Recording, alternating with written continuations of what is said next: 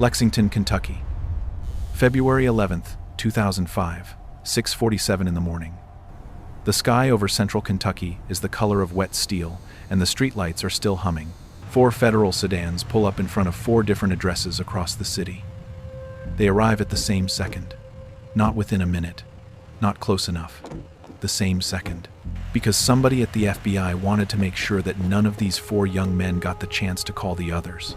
4 doors, 4 knocks, 4 boys, still in bed. Inside the first house, agents in body armor walk past a kitchen that smells like cold coffee and find, on a dresser in a back bedroom, a gray wig, a silicone old man mask, reading glasses on a chain that nobody in this house is old enough to need, and a 5-page handwritten document, every minute scripted, every role assigned, every code name pulled directly from Reservoir Dogs. Mr. Yellow, Mr. Green, Mr. Black, Mr. Pink. In a different house, across town, Warren Lipka is already awake. He is sitting on the couch in his living room, fully dressed, shoes on, hands resting on his knees. He looks like someone who has been waiting for this knock for a very long time. These boys are not professionals, not career criminals, not addicts, not mafia, not desperate. They are 4 college students from good families. Their fathers are doctors and architects and contractors. Their mothers send them care packages. 14 months ago, none of them had ever stolen anything larger than a street sign. They did not need money. They were not coerced. They did this because they wanted to feel like they mattered, because they wanted to feel like the protagonist of something.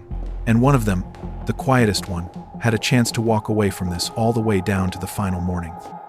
He had his phone in his hand. He chose silence. So how does a 5-page plan, code names from Reservoir Dogs, and 14 months of preparation collapse because of a single phone number written on a single form? And which of these 4 boys could have stopped this entire thing but didn't? Fall 2003, Transylvania University. Yes, that is the actual name of the school. A small liberal arts college in Lexington, Kentucky. Red brick buildings wrapped in ivy. A central lawn that costs more to maintain in a year than most people pay in rent.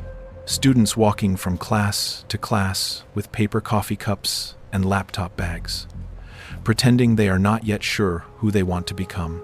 Spencer Reinhard is 20 years old, art major, thin, quiet, the kind of student who sketches faces in the back of lecture halls instead of taking notes. His professors describe him with the same word, over and over, talented. They never quite know what to do with him after that. Spencer's father is an architect, his older brother is a doctor. His family is the kind that says, gently, that art is a wonderful hobby. In the laundry room of his parents' house in suburban Kentucky, on the wall above the dryer, there is a small framed painting Spencer made when he was 14. A landscape. Soft greens, soft golds. It is a good painting. His parents kept it. They just kept it where the dryer is. Spencer never asked them to move it. He simply stopped painting when he went home for break. This is the boy you need to picture. Quiet, polite, obedient. The kind of son who never causes a problem. He is also the kind of person who has spent his entire life looking for proof that he is more than the wallpaper of his own family. One afternoon during freshman orientation, a librarian named B.J. Gooch leads his small tour group into the Ferris Rare book room on the 2nd floor of the library. She is 60 years old, reading glasses on a beaded chain, a soft Kentucky accent. She is the kind of woman who treats every student the same way, like they might be the next person to fall in love with what she loves. The room is small, temperature-controlled, dim lighting, glass display cases. She walks them past the cases the way a host walks guests through a quiet museum. Then she opens one of them and pulls out a folio. Audubon's Birds of America. A double elephant folio. Pages the size of a dining table. Hand-colored engravings of every bird in North America, each one painted life-size. Fewer than 120 complete copies exist in the world. She mentions the value the way you'd mention the weather. $8 to $10 million. Just for the Audubon. Then more. A first edition Darwin. Medieval manuscripts. The total value of the room, she says, is roughly $12 million. Spencer stops looking at the books. He starts looking at the room. One entrance. One exit. The same door. A wooden desk with a sign-in book and a cheap ballpoint pen. No cameras. No motion sensors. No guards. No alarm. $12 million. protected by one librarian and a smile. The boy whose painting hangs in the laundry room has just walked into a room with $12 million. So what does he do with that information? That same night, a bar near the University of Kentucky campus. The place is loud and dim and slightly sticky. There is a jukebox in the corner playing songs older than anyone in the room. Spencer drives 20 minutes to meet his friend Warren Lipka here. They have known each other since high school. They are not best friends. They are something stranger than that. Spencer is the audience. Warren is the show. Here is what you need to know about Warren. When most people hear an idea, they evaluate it. They ask if it makes sense. They ask if it is safe. Warren does not do that. When Warren hears an idea, he escalates it. A joke becomes a plan. A plan becomes a spreadsheet. A spreadsheet becomes a 5-page document with code names and timelines and contingencies. Warren sells fake IDs out of his dorm room. Good ones. $100 each. Steady business. He has the confidence of someone who has never been told no, and the imagination of someone who watches too many movies. Spencer takes a seat at the bar across from him. He tells Warren about the tour. The folio the size of a table. The librarian with the reading glasses on a chain. The room with no cameras. He says it the way you tell a friend about a strange thing you saw on the way home from work. Warren does not smile. Warren does not laugh. He puts down his beer. He picks up a paper napkin from the stack between them. He takes a pen out of his jacket pocket. And then he starts asking questions, very quietly, almost gently. How heavy are the books? When does the library close? How many people work the rare book room? Is it really just her? Spencer answers without thinking. He has the answers because he just took the tour. And as he is answering, something is happening to him that he cannot name yet. For the first time in his life, somebody is leaning forward when he speaks. Somebody is writing down what he says. Somebody is treating his words like they are worth something. He has never been this interesting to anyone. By the time the second beer is empty, Warren has a napkin covered in tiny notes. He folds it carefully and slides it into his wallet. They talk about other things for a while. A girl Warren is dating. A film Spencer wants to make. The night ends. They both drive home. But tonight, in this bar, Warren is already asking questions that have only one possible destination. And Spencer just answered all of them. Nothing has happened yet. No crime committed. No victim. Just two boys and a napkin and a number. So what does an idea cost when nobody at the table says no? Winter, 2003. Warren Lipka's basement. This is where 4 college students will plan a federal crime. It does not look like a criminal headquarters. It looks like a dorm room with ambition. Concrete floor, folding card table in the middle, with the legs slightly bent. 4 mismatched chairs. A whiteboard leaning against the wall, never quite straight. The smell of cold air and dust and energy drinks. On the wall above the table, Warren has hung a hand-drawn map of the Ferris Rare book room. Entry points circled in red marker. Exit routes traced in blue. On the table itself, a stolen library floor plan.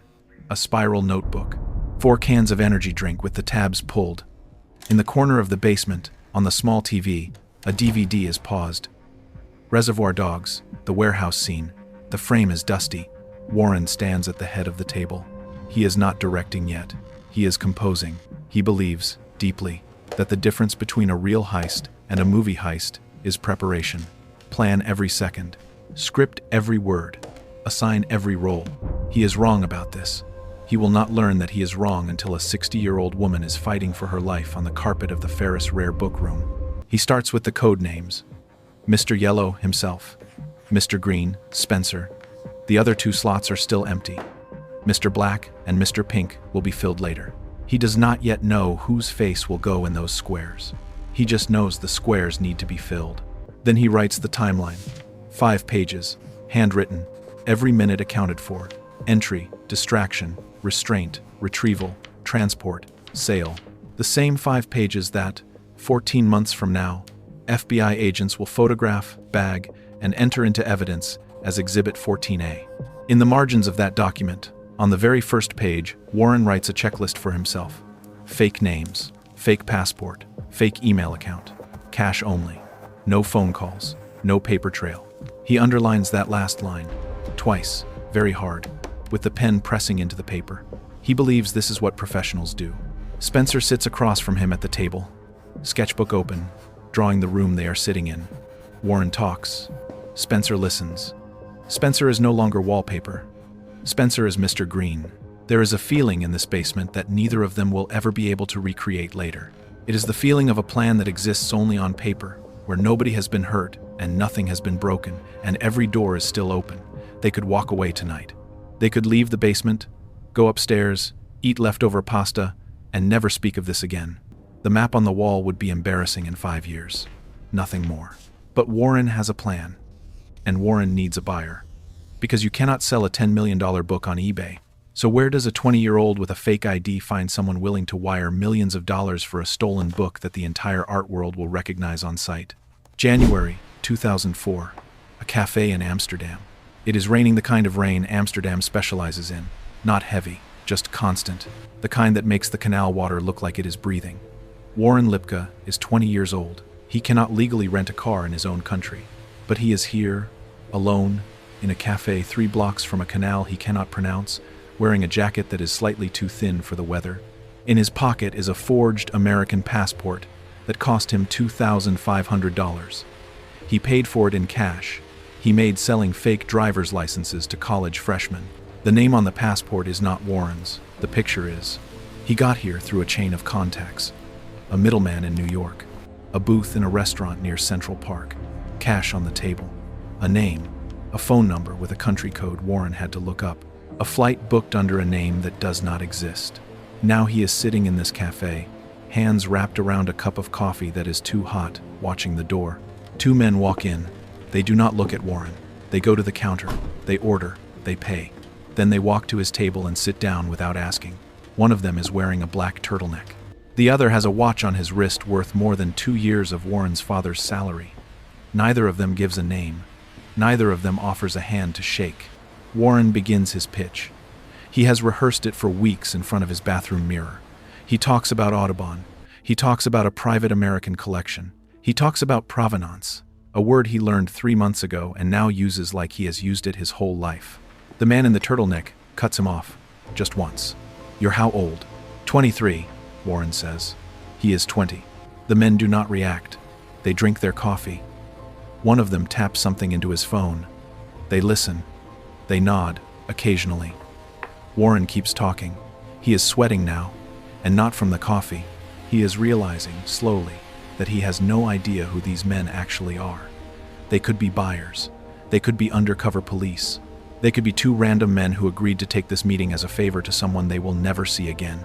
After 20 minutes, the man in the turtleneck sets his cup down. He looks at Warren the way you look at a child who has memorized a song. "Significant interest," he says, "depending on provenance." Then they stand up. They walk out. They do not pay for their coffee. Warren pays for it. He sits in the cafe for another 10 minutes, staring at the empty cups across from him, his hands trembling so slightly that he can only see it when he tries to lift his own cup. On the flight home, in his sketchbook, he writes one line. "They believed me." He will tell Spencer the deal is real. He will tell the others the buyers are serious, the money is waiting. The truth is, he does not know what just happened in that cafe. He will never know. And one version of this story sends 4 boys to federal prison. Warren has the plan. Warren has, maybe, the buyer. Now he needs bodies. So who do you trust to walk into a quiet room with a 60-year-old librarian and a stun gun? And what do you have to tell them to make them say yes? Spring, 2004. The thinker. Eric Borsuk is 20 years old. Calm face, flat voice. The kind of person who waits a full second before answering any question, like he is checking the words for traps. He grew up in the same circles as Warren. They went to the same parties. They ran a fake ID operation together out of a dorm room for almost a year, splitting $200 a week. Until one night, Borsuk did the math on their cash box and found that $2,000 was missing. He asked Warren about it once. Warren laughed and said the numbers must be wrong. He never paid it back. They never spoke about it again, but Borsuk did not forget. So when Warren slides into a booth across from him at a diner in early spring, 2004, Borsuk is already suspicious before the menus arrive. He listens while Warren lays it out. The Audubon, the Darwin, the medieval manuscripts, $12 million behind one unlocked door, guarded by one librarian who weighs less than the books she watches over. Borsuk does not interrupt. He listens all the way through. Then he says he needs to think about it. He drives home. He does not sleep that night. He sits in his apartment with the lights off, doing math in his head. 12 million split 4 ways, 3 million each, enough to disappear. Enough to start something. Enough to never have to ask his parents for anything ever again. And underneath that, a quieter equation. Warren stole from him once. Warren will never expect Borsuk to be the one watching him. The next morning, Borsuk calls Warren. "I'm in," he says, "but you cheat me on this one. I'll be the one calling the cops." Warren laughs. He thinks Borsuk is joking. He says, "Mr. Black, that's your name." Borsuk does not laugh back. He just says okay, and hangs up. 3 of the 4 roles are filled now. Warren, the planner; Spencer, the witness; Borsuk, the thinker. The last name on the page is still empty. Warren needs someone who can lift 20 kilograms of leather and paper down a stairwell. Someone who will not ask too many questions when they get there. The thinker is in, so who can you trust to do the heavy work? Spring, 2004. The muscle. Chaz Allen is Borsuk's friend. Athletic build, firm handshake. The kind of guy who introduces himself with all 3 names. "Hi, I'm Charles Thomas Allen II. He says it like a small joke and a small statement at the same time. Both things are true. The first time Borsuk tells him about the plan, Chaz laughs so hard he nearly chokes on his drink. 4 college kids, a library, an old lady, a taser ordered off the internet. He calls it the dumbest idea he has ever heard. He calls Borsuk an idiot. He calls Warren a worse idiot. Then Borsuk says the number. 12 million. Split 4 ways. Chaz stops laughing. He asks, very slowly, when they start. The 4-man crew is now complete. Warren writes the new code name on the whiteboard in the basement. Mr. Pink. Chaz reads it and groans. Nobody wants to be Mr. Pink. Warren shrugs. The names are the names. Meetings move to Warren's basement every Thursday. On the table now, in addition to the floor plans, there are satellite images of the library. There are printouts of BJ, Gooch's shift schedule. On a shelf behind the table, there are gray wigs and silicone old man masks and 4 tasers. Everything has been ordered online. Everything has been shipped, in plain cardboard, to their actual home addresses. They practice the walk in the basement. Hunched shoulders, shuffling feet, hands that tremble just enough. 4 20-year-olds rehearsing how to be 70. It feels like theater. It feels like a sketch. It feels like nothing they will ever actually do. In one of the last meetings before the date is set, Spencer looks up from his sketchbook. The room is quiet. The plan is on the table. He clears his throat. What if she fights? He asks. Warren does not look up from the timeline. He shrugs. She won't. She's 60. Borsuk says nothing. Chaz says nothing. Spencer goes back to his drawing. 9 months from now, BJ Gooch will fight harder than any of these 4 boys believed it was possible for a person to fight. The plan is finished. The buyer is, supposedly, lined up. The crew is assembled. The masks are on the shelf. The tasers are in their packaging. They have everything that 4 kids need to commit a federal crime against an institution and a person. So what is the one thing they forgot to think about? What is the small, stupid detail that, 11 months from now, will end all 4 of them? December 16th, 2004, 9:40 in the morning. The Dodge minivan sits in a corner of the Transylvania University parking lot, engine off. It smells like fast food and anxiety. On the back seat, 2 silicone old man masks, 2 gray wigs, reading glasses on chains, tweed jackets borrowed from a Goodwill rack. Wrong vehicle for a getaway. Wrong everything. The 4 military-grade tasers Warren ordered, 4 units, 50,000 volts each, never arrived. The shipping company lost them. The boys have one device, a cheap stun gun bought at a flea market 2 weeks ago. Borsuk tested it last night on his own forearm. It left a small red mark. Just a mark. Warren says, "Go." In the parking lot, Warren and Borsuk transform. They pull the wigs over their hair. They stretch the silicone masks down over their faces, working the edges with their fingers, gluing the jawlines so the masks do not slip. They put on the reading glasses. They put on the tweed jackets. They look at each other through rubber skin. They look like a low-budget horror movie. Not professors, not researchers, not anyone who should walk into a university library on a Thursday morning. They walk in anyway. The library is full. It is the week before Christmas break. Finals week.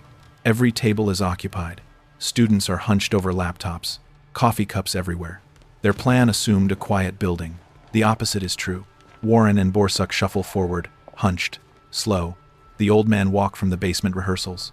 A girl at a study table looks up and stares. She nudges her friend. 2 more students turn. A professor with a paper coffee cup slows his pace. He squints at them as they pass. They do not look like elderly visiting scholars. They look exactly like what they are. 2 young men in rubber masks, trying very hard not to run. Through the glass of the door at the end of the hallway, 30 feet away, B.J. Gooch is already in the rare book room. She is pulling folios out of the case, laying out clean white cotton gloves, waiting for the visiting researchers she scheduled this morning. Warren stops in the middle of the hallway. 2 paths, through the door or back to the parking lot. He turns around. Nobody speaks until they are back in the minivan. Borsuk pulls his mask off. His face is red, sweat at his hairline. Warren drives. 11 minutes of total silence in the car. That night, Warren sits at his laptop and emails B.J. Gooch from a fake account. Business emergency. Sincere apologies. Could they reschedule for tomorrow morning? She replies at 8:47 that evening, kind and polite. Of course. She will see them at 10. In Warren's basement, the group fractures. Borsuk says the disguises are finished. They will not work. This is over. Spencer says the building was impossible. There were too many witnesses. Chaz says he knew this was a bad idea from the parking lot. The rational decision is to abort. No crime has been committed. There is no victim. There is no record of anything. They could walk away tonight and live the rest of their lives without ever telling anyone what they almost did. Warren listens. Then he speaks. Tomorrow. No masks. We go in as ourselves. What happens when she sees our real faces? Somebody says. What about the cameras? We'll be in New York before anyone puts it together. That night, Spencer lies in his dorm bed with the lights off. The TV in the next room comes through the wall. Someone is watching a sitcom. He hears canned laughter at long, even intervals. He could send 1 text, 2 words. I'm out. His thumb hovers over the screen. He thinks of the painting in his parents' laundry room. He thinks of the way Warren looked at him at the bar that night, like he was finally interesting. He thinks about what it would feel like to go back to being wallpaper. He puts the phone down on the nightstand, screen down. In 14 hours, Spencer will stand at a window across the street from the library and watch his friends walk inside. His phone will be in his hand again. So what does it take for a quiet boy who never wanted to hurt anyone to choose silence twice in 24 hours? December 17th, 2004, 9:52 in the morning. Warren Lipka and Eric Borsuk walk through the front entrance of the Transylvania University Library. No masks, no wigs, clean clothes. Warren is carrying a leather messenger bag. Inside the bag, 1 stun gun, a roll of duct tape, 4 zip ties, and a folded piece of paper with the day's timeline on it. Borsuk is carrying nothing. His hands will not stop shaking. He keeps them in his coat pockets so nobody can see. Across the street, on the 2nd floor of an academic building, Spencer Reinhard stands at a window. His phone is in his right hand. His job, the only job he has been given today, is to call Warren if he sees police arrive. He does not think anyone is going to arrive. He just stands there and watches the front door of the library, his breath fogging the glass. Inside the library, Warren and Borsuk walk past students who do not look up. Just 2 more guys in a university building. Nothing unusual about either of them. They climb the stairs to the 2nd floor. They walk down the corridor. Warren knocks gently on the door of the Ferris Rare book room. B.J. Gooch opens the door, smiling, reading glasses on the chain. She has pulled out extra folios this morning. The young researchers sounded so eager in their emails. She wanted to show them something beautiful. Mr. Beckman. Yes, ma'am. This is my colleague, John. Come in. I've pulled some things I think you'll love. The door closes behind them. Folios on padded stands. White cotton gloves laid out in neat pairs. The room smells like old paper and old leather and the faint dryness of a temperature-controlled space. B.J. Gooch turns away from them. She bends slightly to adjust a folio on its stand. She is humming, very softly, a song neither of them recognizes. 3 seconds, maybe 5. Warren's fingers find the zipper on the messenger bag. He looks at Borsuk. He nods. He pulls out the stun gun. He steps forward. He presses it into the soft place at the top of B.J. Gooch's shoulder. She jerks. She stumbles. She does not go down. Same flea market taser. Too weak. Gooch turns. She sees his face. No mask. Just a young man with wide eyes and a plastic weapon in his hand. She is 60 years old. She has spent her entire career in this building protecting these books. She has never been in a fight. She is in one now. She fights. She screams. She grabs at the stun gun with both hands. She pushes Warren backward into a folio stand. He fires the device again, into her side. She drops to one knee. She gets back up. She is clawing at his face, at his neck, yelling. Borsuk grabs her from behind, both arms, and they wrestle her down to the carpet. It is nothing like the rehearsal. Two young men struggling, sweating, panicking, to overpower a 60-year-old woman who will not stop fighting. Zip ties on her wrists. A knit hat pulled down over her eyes. "We're not going to hurt you," Warren says. His voice cracks on the last word. "Stay down." She is on the floor, shaking, listening to every sound in the room. The clock is running. How long until somebody walks past the door? How long until a student needs a book? How long until a colleague checks in? Across the street, Spencer cannot see what is happening inside that room. But the rare book room window is cracked open for ventilation, and the morning is quiet. He hears, faintly, through the cold December air, a woman screaming. He does not move. He does not call. His phone stays in his hand. They got the books. They did not expect the librarian to fight. They did not expect a witness across the street to choose stillness.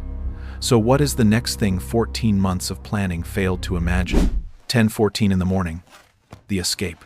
In the rare book room, Warren and Borsuk move fast and badly. The Darwin first edition goes into the messenger bag. The Audubon sketches. Several medieval manuscripts. Then the prize.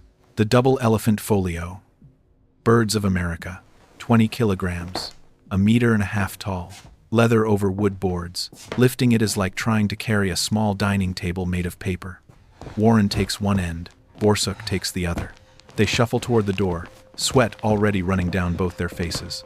They take a wrong turn in the hallway. Dead end. They double back. The folio slips between their hands, sweat on their palms, sweat on the leather. They reach the back stairwell and start down. The book bangs against the metal railing. A corner dents. Halfway down the stairs, Borsuk's arms give out. The folio hits the steps. The cover breaks open. The pages splay. Hand-colored birds, 2 centuries old, stare up at the fluorescent light of a stairwell. There is no time. They leave it. They grab what they can carry. Darwin. The smaller volumes. The manuscripts. They run. Back exit. Cold December air. Chaz Allen is waiting at the curb in the minivan. Engine running. Hands tight on the wheel. They throw everything into the back. They slam the door. He drives. He does not speak. 10:14 in the morning. 22 minutes since they walked in. No sirens yet. No police cars. No flashing lights in the rearview mirror. Inside the van, silence. Hearts pounding. Only books sliding with every turn the van takes. Warren stares out the window. Borsuk presses his palms against his knees, hard. Chaz drives the speed limit, exactly. Both hands on the wheel. They have just attacked a 60-year-old woman. They have just stolen millions of dollars in cultural artifacts. They have just left a priceless folio open on a staircase like a piece of garbage. Right now, right this second, they think they got away with it. 3 days from now, in a private viewing room at one of the most prestigious auction houses on Earth, Warren will write a single number on a single form. That number will end them. So how does a phone call from a specialist in New York destroy them in 90 seconds? December 20th, 2004. Christie's Auction House. Rockefeller Plaza, New York. Marble lobby. Polished floors. Security desk staffed by men in suits. The kind of place where the word money does not need to be spoken because the floor is whispering it. Only Warren and Spencer go inside. Borsuk and Chaz stay out at the curb in the minivan, parked illegally. The books wrapped in bed sheets in the back. Warren is wearing a button-down. Spencer is wearing a sweater his mother bought him. They both look like exactly what they are. 2 college students, very far from home. Warren approaches the security desk. He smiles. Walter Beckman's representatives, Mr. Stevens and Mr. Williams, here for the appraisal. They are escorted upstairs. Private viewing room. Soft light. A long table with a clean cloth. A specialist enters. Her name is Lisa. She has been authenticating rare books for 19 years. She wears cotton gloves the way a surgeon wears latex. Warren opens the bag. He sets the items on the table, one by one. The specialist picks up the Darwin first. She opens the cover. Her expression does not change, but her hands slow down. She knows what she is holding. She turns to the Audubon plates. She examines the manuscripts. She asks, in a voice that is very polite and very professional, about provenance. Where did the collection come from? Warren delivers the script he and Borsuk wrote. European family. Private collection. No original documentation. Different era. Things were less formal then. The specialist nods. She takes notes. She asks them please to leave a contact number in case her colleagues have questions. Here is the thing about this moment. Everything Warren has done for the past 14 months has been designed to be untraceable. The fake names, the Amsterdam passport, the forged email account under the name Walter Beckman, the cash payments, the paranoid checklist in the basement with its underlined rules, no phone calls, no paper trail. Warren writes a phone number on the form. That number connects to Spencer Reinhard's parents' house in Lexington, Kentucky. The voicemail greeting on that line is Spencer's voice, recorded 2 summers ago. This is Spence. Leave a message. Months of planning. 1 line on a form. That is the margin between a perfect heist and 7 years in federal prison. They thank the specialist. They walk out of the building. They cross Rockefeller Plaza in the cold December afternoon. They pass the skating rink. They get back into the minivan. Warren tells Borsuk and Chaz, "It went well. They believed us." In the viewing room they just left, Lisa is still standing at the table. She is looking at the Darwin. There is a bulletin she received 3 days ago from the FBI's stolen art database about a robbery at a small university library in Kentucky. Audubon, Darwin, manuscripts, exact match. She does not change her expression. She picks up the phone, not to call a colleague, to call the FBI. In the minivan, on the drive back south, Spencer stares out the passenger window at the New Jersey Turnpike. Warren is talking. Spencer is not listening. For the first time in 14 months, he is not afraid. Exactly. He is not regretful. He is something else. He is uncertain. Something happened in that room that he does not understand. Something about the way the specialist's hands slowed down. He does not say anything. He watches the highway lights pass over the windshield. 4 boys drove 9 hours to one of the most prestigious auction houses in the world. They were about to walk in, hand over the books, and walk out millionaires. So what does the morning of the knock actually look like for the boy who could have stopped this? Lexington, Kentucky. FBI Field Office. January 2005. A federal agent sits at a desk with 2 files open in front of him. The first is a stolen property report from Transylvania University, dated December 17th. The second is a forwarded package from Christie's, New York. Inside the package, security footage from Rockefeller Plaza, a contact form, and a description of the books, matching the stolen inventory down to the edition numbers. The contact form has a phone number. Area code 859, Lexington. The agent picks up the phone. He dials. 4 rings. Voicemail. "This is Spence. Leave a message." He runs the number through a database. Residential address. Reinhard family. Spencer Reinhard, 21, current student at Transylvania University. The same university that was robbed. Student ID photo on file. Christie's security footage on his desk. Same face. 1 phone call. 90 seconds. That is all it took. The FBI moves fast over the next 7 weeks. The boys do not feel it. Yahoo turns over the records for the Walter Beckman email account. Every IP address, every login, every draft, every sent message. The library security cameras show 2 men entering at 9:51 on the morning of December 17th. The minivan in the parking lot is registered to Charles Thomas Allen II. The purchase records for the masks, the wigs, the tasers, all shipped to their actual home addresses. The Amsterdam plane ticket, paid for with a credit card in Warren's name. While the federal case is being built, the boys are going to class. They are eating dinner with their parents over Christmas break. Spencer is drawing in his sketchbook in the back of a lecture hall. Warren is bragging, quietly, to a girl at a party.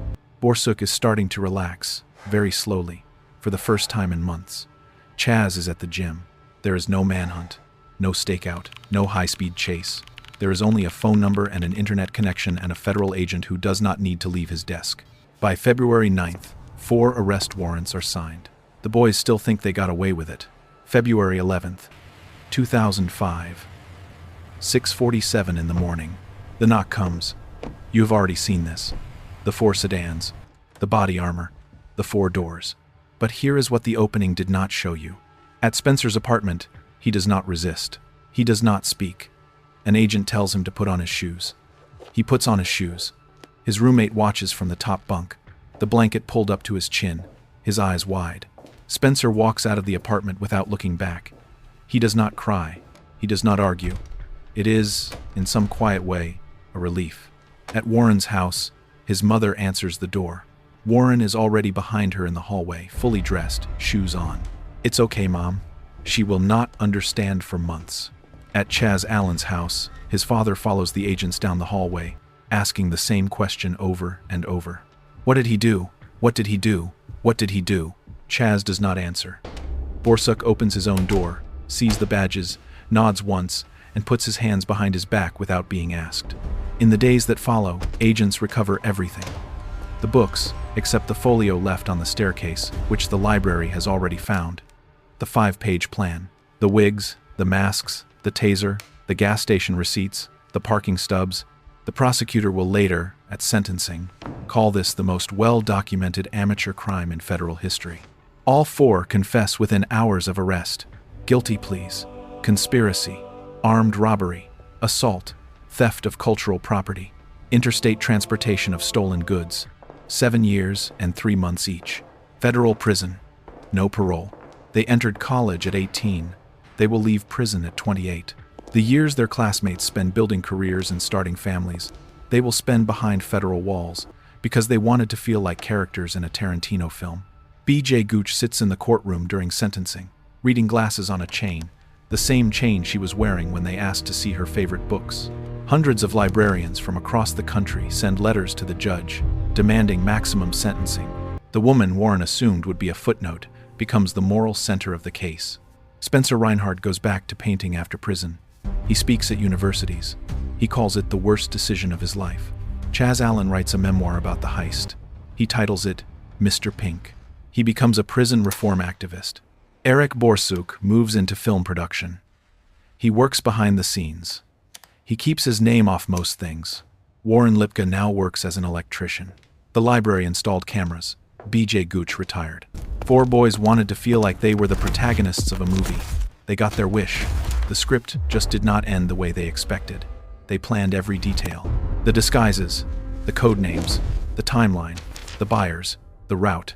They forgot the one thing every heist movie leaves out. The part where you get caught. Next week, on this channel, a man in pajamas takes down North Korea's internet from his living room couch. And he gets away with it.